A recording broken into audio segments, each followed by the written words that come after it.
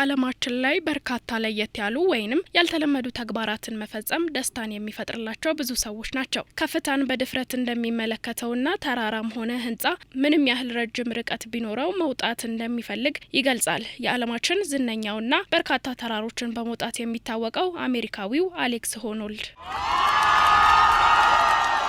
ተራሮችን፣ ድንጋዮችን እንዲሁም ህንጻዎችን ሲወጣ ምንም አይነት የደህንነት መጠበቂያ ያሻውም። ለበርካቶች እጅግ አስፈሪ ወደ ሆኑ ከፍታ ስፍራዎች ላይ እጁን ለማድረግ ከሚጠቀምበት ፓውደር ውጪ ምንም ለደህንነቱ የሚያግዘው ነገር ሳይዝ በድፍረት ነው የሚጓዘው። በትላንትናው ዕለትም አሌክስ 101 ወለል ህንጻ ላይ ያለምንም ደህንነት መጠበቂያ በ90 ደቂቃዎች በመውጣቱ በዓለም አቀፍ መገናኛ ብዙሃን መነጋገሪያ እንዲሆን አድርጎታል። ይህም በዓለም ላይ ረጅም ከፍታን በመውጣት አሌክስን አዲስ ታሪክ እንዲጽፍ አስችሎታል። አሌክስ ለወትሮ የማይደፈር የሚመስለው ተግባር በታይዋን ዋና ከተማ ታይፔ በሚገኘው ታይፔ ሰማይ ጠቀስ ባለ 101 ወለል ህንጻ ላይ ካለምንም የደህንነት መጠበቂያ በመውጣት በስኬት አጠናቋል። ይህ ተግባር በዘመናዊ የከተማ ህንጻ መውጣት ታሪክ ውስጥ የመጀመሪያው እንደሆነ ሲነገር፣ ድርጊቱ በበርካቶች ዘንድ መነጋገሪያ ሆኗል። 508 ሜትር ከፍታ ያለውና የዓለም ረጅሙ የህንጻ ክብረ ወሰን የያዘው ታይፔ ባለ 101 ወለል ፎቅ አሌክስ ሆኖልድ ለመውጣት ሲሞክር እጅግ ፈታኝና ከፍተኛ ስጋት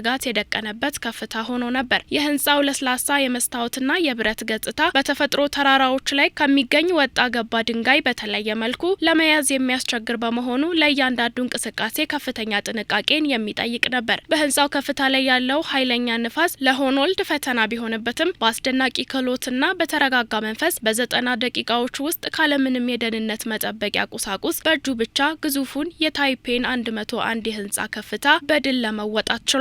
ይህ ታሪካዊ ክስተት በሺዎች የሚቆጠሩ የታይፔ ነዋሪዎችና በሚሊዮኖች የሚቆጠሩ የዓለም ህዝቦች በቀጥታ ሲከታተሉት የነበረ ሲሆን ኔትፍሊክስም ክስተቱን ስካይስክሬፐር ላይቭ በሚል ርዕስ ለመላው ዓለም በቀጥታ ስርጭት አስተላልፎታል። ከስርጭቱ በኋላም የወጡ አስደናቂ ምስሎች በበርካቶች ዘንድ ከፍተኛ ትኩረትና አድናቆትን ያስገኘ ሲሆን የሰው ልጅ አካላዊና አእምሯዊ ጥንካሬ ምን ያህል ወሰን የለሽ እንደሆነ ዳግም አስመስክሯል ሲሉም ብዙዎች አድናቆታቸውን ገልጸዋል። አሌክስ ሆኖልድ ህንጻውን ወጥቶ እንደጨረሰ ሰልፊ ተነስቶ በማህበራዊ ሚዲያ ላይ መለጠፉ አነጋጋሪነቱን ይበልጥ እንዲጨምር አድርጎታል። ከድሉ በኋላም በሰጠው አስተያየት ጊዜያችን ውስን በመሆኑ ህይወታችንን በተሻለና ትርጉም ባለው መንገድ ልንጠቀምበት ይገባል ብሏል። ይህ ክስተት የሰው ልጅ በራሱ ላይ ያለውን እምነትና ለአመታት ያዳበረውን ልምድ ሲጠቀም የማይቻሉ የሚመስሉ ግዙፍ ህንጻዎችን እንደ ትናንሽ መሰላል ሊታዩ እንደሚችሉ በተግባር አሳይቷል። ፕሮግራሙን ላስ ቬጋስ በሚገኘው መኖሪያ ቤታቸው ሆነው ሲከታተሉ የነበሩት የአሌክስ ሆኖልድ እናት ሚያድሮ ዌልዊኒክ ከፍታን የሚወዱ ሲሆን ከልጃቸው የሚለዩት ከፍታዎችን ሲወጡ የደህንነት መጠበቂያ በመጠቀማቸው ሲሆን በ78 ዓመታቸው ኤል ካፒታን የተሰኘውን ግዙፍ ድንጋይ መውጣታቸውን ይናገራሉ። ዲያድሮ ዌልዌኒክ ስለ ፕሮግራሙ ለጋዜጠኞች ሲናገሩ በመጀመሪያ ሊከታተሉት እንዳልፈለጉ ነገር ግን ስለሚፈጠረው ነገር አለማየት እንዳልቻሉ አስረድተዋል። መጀመሪያ ላይ ከመፍራቴ የተነሳ ሁኔታውን ለመመልከት አልፈለኩም ነበር። ነገር ግን ትንሽ ካሰብኩ በኋላ በፕላኔቷ ላይ ሁኔታውን ያልተመለከተች ብቸኛዋ ሰው መሆን አልፈለኩም ነበር።